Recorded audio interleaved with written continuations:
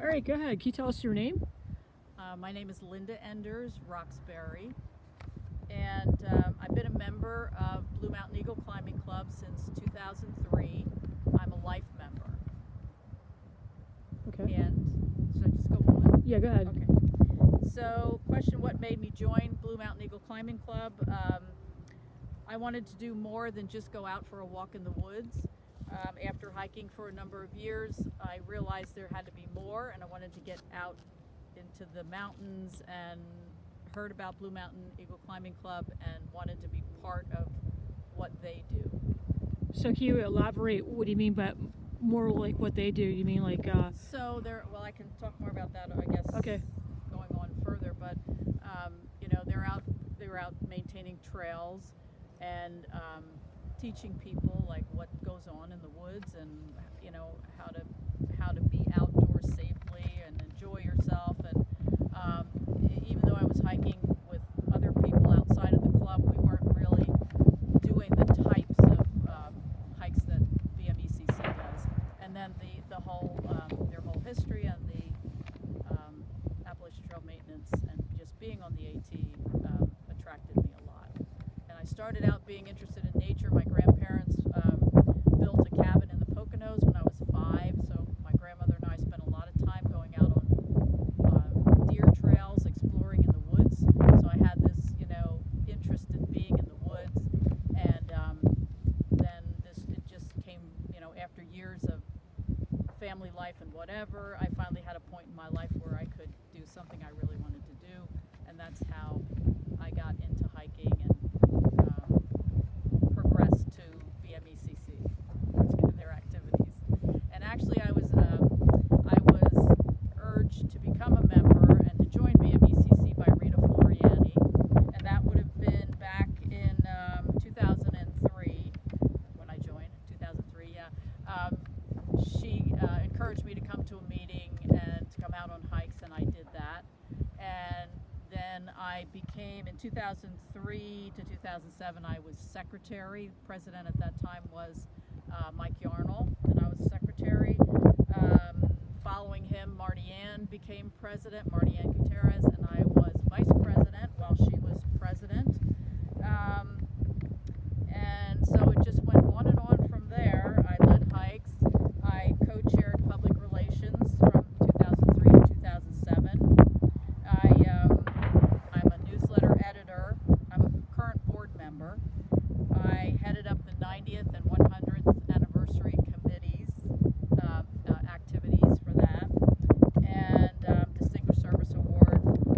I don't remember what year that was. And I'm the Arboretum chairman since 2007 to the present. I've been the chairman of the Arboretum. So. Can you explain a little bit more with the chairman? What role actually that is in the club? So the Rentschler Arboretum is a 34-acre property owned by BMECC. It was given to us by Dr. Rentschler back in 1925, and it consists of the farm field behind me, the arboretum, the planted trees, specimen trees, and the wooded areas around us that have trails. We've added a native meadow. We've added interpretive signage this year.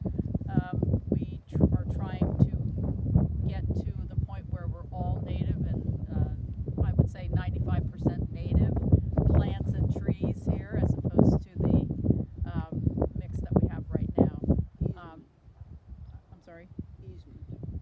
We also, in 2017, at the end of 2016, the club decided to put this property in a conservation easement to protect it from development. So we're happy to be at that point. That's good. Can you explain to us what's so special about this spot right here, actually? Well, the spot over my shoulder, if you're looking out, you're looking at the Blue Mountains, and of course we know the Appalachian Trail runs along the top of the Blue Mountain, and so you're basically looking out where you're hiking when you're on our section, our 64-mile section, this part of it, of the Appalachian Trail. So it's a very special view, I think. It changes every season. Every time you come here, it looks different. The colors and the things grow in and change.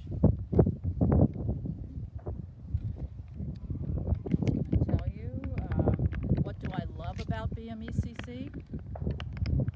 It's a working club whose depth and dedication to the AT and land conservation I greatly admire. I'm proud to be part of more than 100 years of progress and to be one of the many volunteers that continue this tradition that we have. And what would I like my legacy to be?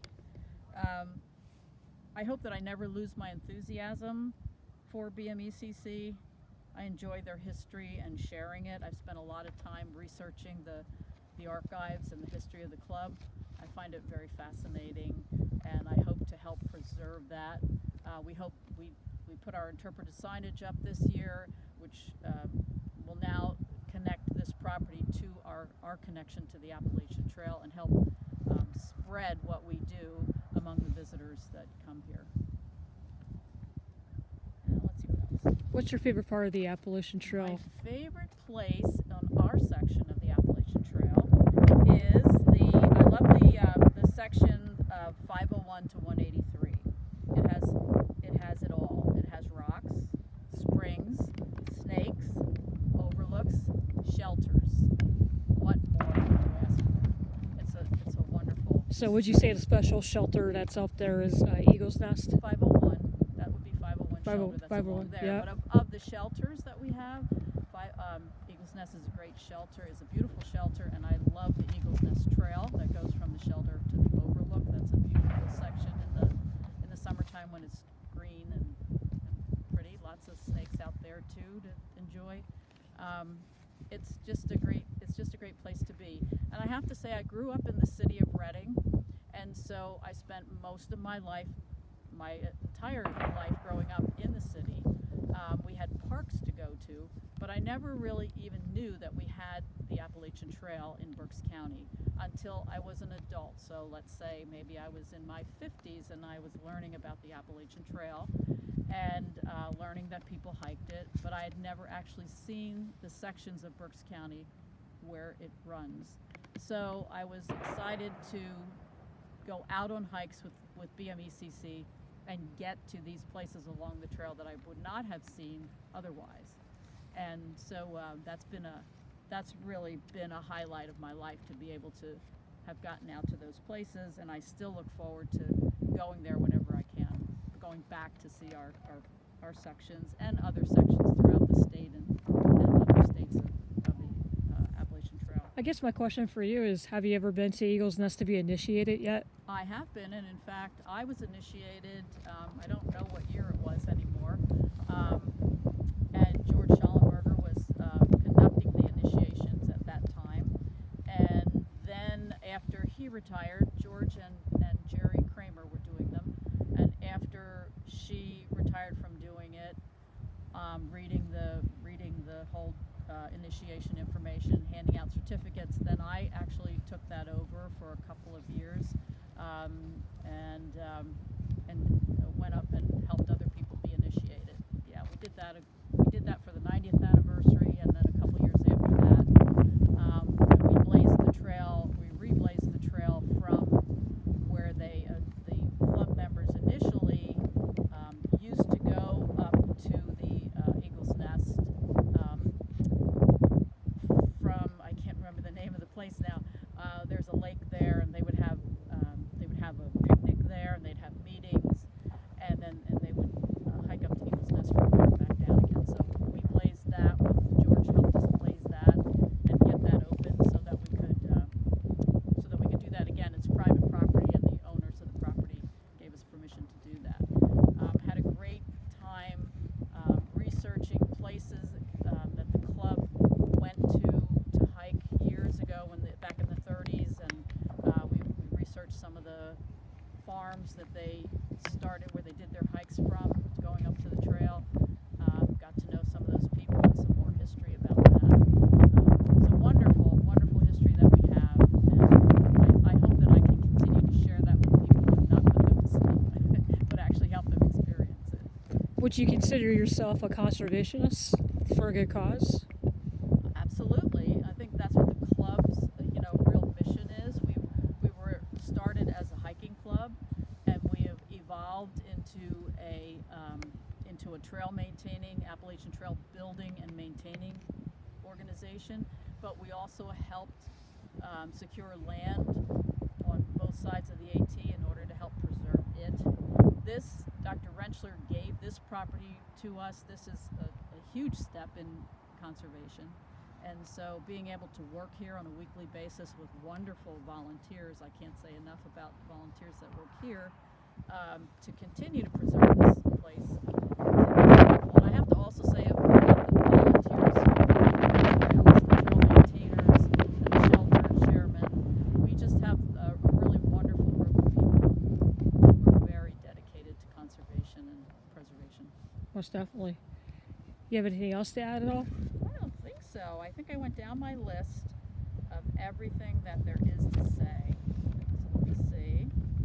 Have you ever went on any backpacking trips at all? I'm not a backpacker. I'm only a day hiker. You're a day hiker? Yep. And but I know there are many people who do backpack. That's not my forte. And am I talking about favorite hikes that I've done? Some favorite hikes that I've done over the years, other than my favorite section? Or is that for another segment? No, go ahead. Okay, so I guess I can say in recent years my favorite hike was one that I did a few years ago, maybe 3 years ago. It was an overnight at Lundgren Cabin, and in the morning we got up and Catherine Shade and I and a newer member hiked from Lundgren Cabin to the 505 where 501 parking lot is, and into the top of shower steps, and then down shower steps. And even though that doesn't sound like very much, hiking with Catherine Shade was really a privilege, and we had a great experience coming down. As she was coming down, she stopped to rest, and as we were resting, a group of Mennonites, a Mennonite family came up. Lots of young people came running up shower steps, and at the very end was the mother, the matriarch of the family, and she looked at Catherine Shade and said, "How old are you?"